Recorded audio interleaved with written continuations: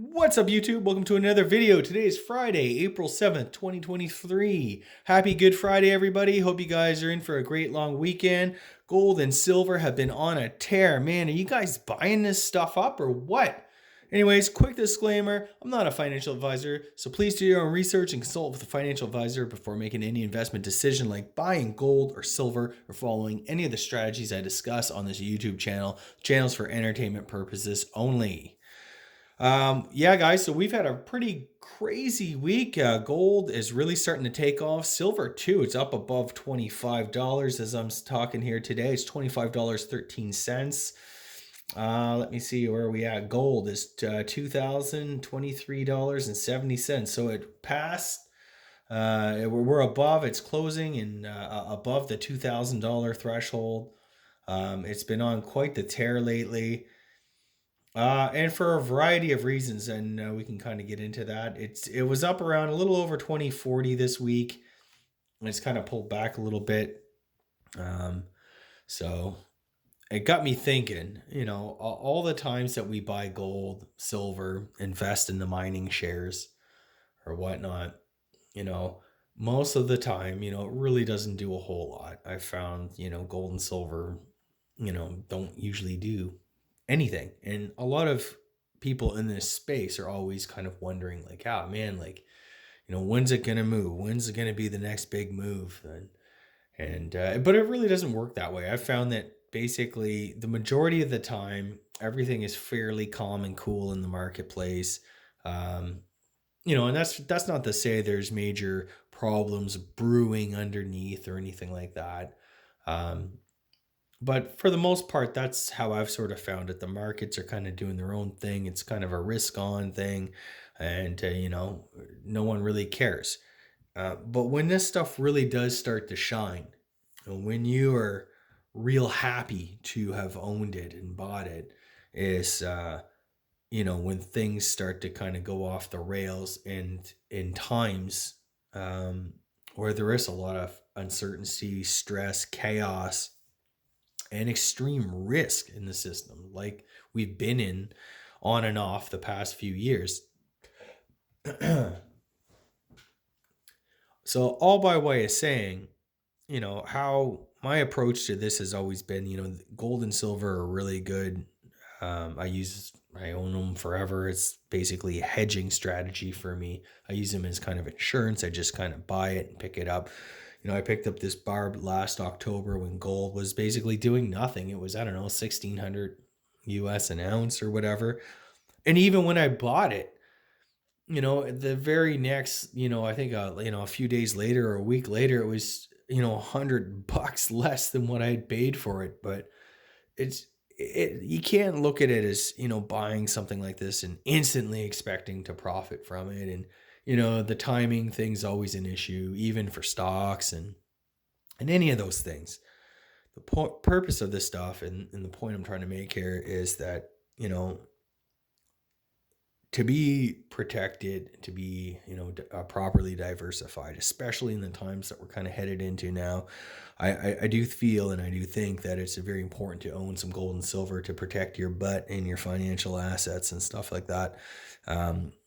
Because, don't want to get all sensational in that, but like, we're at the point now where, there's some really extreme outcomes, extreme deflation like we haven't seen since the Depression, or extreme inflation since like the 70s or maybe the 40s. I heard people mention, some analysts even throw out, eventual hyperinflation down the road. And, the point is you don't really need to be worried about all those things if you have a proper allocation to, physical gold and silver, and maybe a position in some of the mining shares or something like that. But that's sort of been my approach. And it's, it basically having this as, your backstop on top of not having any debt or any real debt. If you got a paid off house and car, and if you're in a decent spot, then having stuff like this allows you to take the big risks and, you know, find potentially really great opportunities, because it lets you sleep at night, and it lets you know that no matter what might come in the markets, or with your investments and stuff like that, that you actually have some sort of, tangible real assets to fall back on in hard times. I don't invest with leverage, at least not anymore, not in this market for sure. And to be honest, I never found that investing with leverage really ever helped me in any great deal. It did make me lose a lot of sleep and worry about, potential losses, even though they actually never happen. But there's always that risk, right? There's always that risk, especially if you get really levered up, about, 7, 8 years ago, people were buying stocks, taking cash advances on credit cards and buying stocks, and they got 0%. And they just roll it over and pay off one card with the other, and that's all great if you want to, like, really micromanage the stuff and do that type of thing. Kudos to you, all the power to you. And it worked, for some of these guys, it worked okay. For others, they stuck with it a little bit too long. And when 2020 came along, they got some real pain. They ended up, screwed basically. So there's always that risk. And I've never really, been one to want to stomach that kind of risk. And especially now, I don't really feel that I'm in a position where I need to take huge risks to achieve, some modest goals, a comfortable retirement, that type of thing. So, um, that's not to say there's more than one way to get from point A to point B on all of our investment journeys. It's just really a matter of, your own, how much risk you're willing to take. And I feel like a lot of people really fail to understand risk properly. They think they can handle a lot of risk when they see the markets skyrocketing up. But once it goes the other way, all of a sudden they're the guys selling and panicking and freaking out. So, um, yeah, that's just kind of one of my things. I will say, I was happy to see the mining shares and gold and silver just were on a tear this past week. I mean, they've like I own Agnico Eagle Mines. They I bought them at $60 back in February. After they had reported earnings, and it was, the stock went from, I think, 65 to 60, a big drop anyway. I picked up, a few hundred shares, and man, the thing's at like $75 today. That's Canadian dollars, obviously. Um, Newmont, I saw it, but I owned it. I sold it. I was looking to get back in. It's kind of right back up there. Now, these may have a big pullback. These have made a pretty big move. It went from basically, 25%. I think AEM was a 25% move. Even a lot of the junior mining stocks that I own, I noticed, like Equinox Gold, for example, that's hitting, like, a high it hasn't seen in the last year. I think it's at 750 or something like that. The Barracks and stuff like that, they're all up. Pan American Silver, it's another one that I own, and sometimes I'll trade around it and that. And yeah, these have all been doing really great, and it's had a really big move in the portfolio. I'm really happy to have that allocation there, right? Because in other parts, banks are still under a lot of pressure. I read an article. TD Bank is, the most shorted bank stock. It really kind of wondered, like, up in Canada, we tend to think of the Canadian banks as, these are like we have like five major banks essentially. And a lot of them have been expanding their footprint in the US, and a lot of them probably have, a decent exposure to what's going on in the regional banking space down there. So it will be interesting to see how these all fare, because these banks could potentially be hit with a double whammy, where we have some sort of debt housing crisis here in Canada at the same time as, the ponds that they're playing in down south of the border there are coming under significant pressure and stress. And this could, I don't know the exposure that these banks have, but I don't know if it might cause a weaker one to even fail, and that's a big deal. And given what we've seen in the past month, and given what we've seen in past financial crises, it's not a far stretch to think that if you have a bank and like a big five Canadian bank that's way out there on the risk curve, you know, could that fail? Um, Now, Canadian banks, we have the bail-in bonds, but we saw what happened over in Switzerland with the Credit Suisse bailout.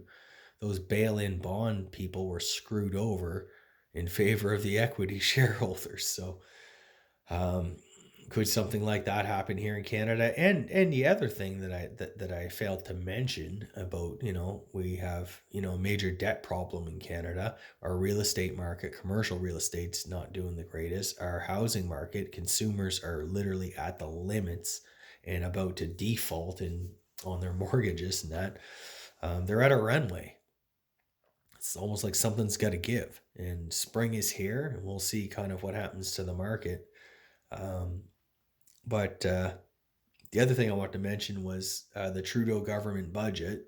They intend to hit the banks more. The bank dividend or whatever it is they're calling it. They're basically taxing the crap out of these banks. So there's a lot of risk out there, especially for these Canadian banks, and it's coming at them every which way. Um, Down south, there are overseas international investments and stuff like that. Like, you know, um, especially any of them that have a big footprint in Europe might be, and we don't know, the counterparty risk involved with what happened with Credit Suisse. So, or for that matter, the UK pension, fiasco back September. Like, there's a lot of things going on in the background that could cause a big drop for these banks, and we've seen it. I remember, these banks, they'd lost about, I think, geez, over 50% of their value for sure in the 0809 crisis, and that was at a time when the Canadian housing market really wasn't super bubbly, and debt to GDP, and that was a lot better than it is today, and the world didn't have as big of problems debt wise, and that they have today. So that's always it's always a possibility. But anyways, all the more reason, especially if you're in Canada, to own some gold and silver. Um, you want to have some assets outside of the banking system, and it doesn't have to be a lot, but you probably just want to have something because you just really never know. As we've seen, so many things have happened, and you don't have to be all sensational about it, and it's probably not even conspiratorial. I just think it's just mismanagement, and we're at a point now where there's really not much anybody can do, and politicians should really be speaking the cold hard truth to Canadians, and to people in Western societies. We live way beyond our means, and it's an unpopular message to, hey, cut your spending, get on a budget, start saving, paying down debt. Um, these things are hard to hear. The vast majority of people don't give a crap about that type of stuff. All they want to do is to get their paycheck and spend, spend, spend. And these things come home to roost. And if you are overextended, it's your fault, basically. You need to learn about finance. It's called being an adult.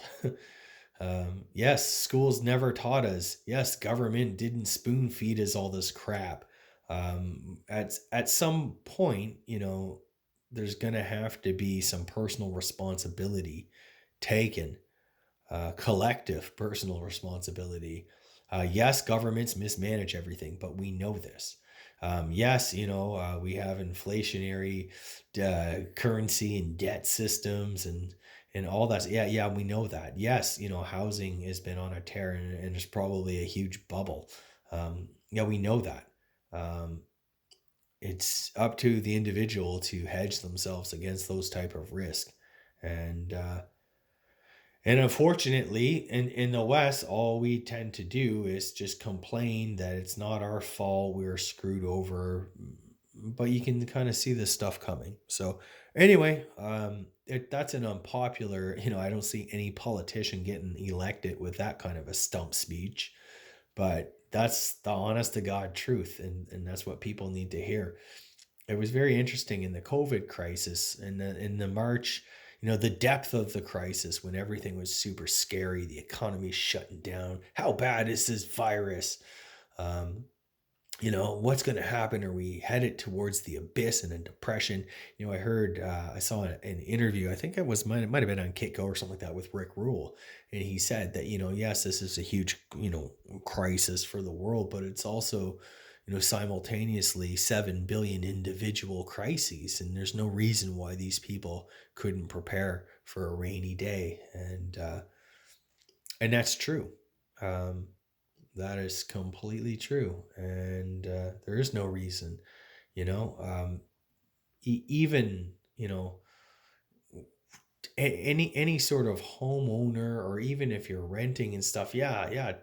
As expensive as life is, and as poor as you may think you are, you're still light years beyond what the vast majority of people in the world subsist on, and there's no reason not to be able to kind of get out in front of some things and to get ahead. It's not easy, nothing is, um, but but the rewards at the end, the peace of mind, the knowledge that come what may, you'll probably be all right, is worth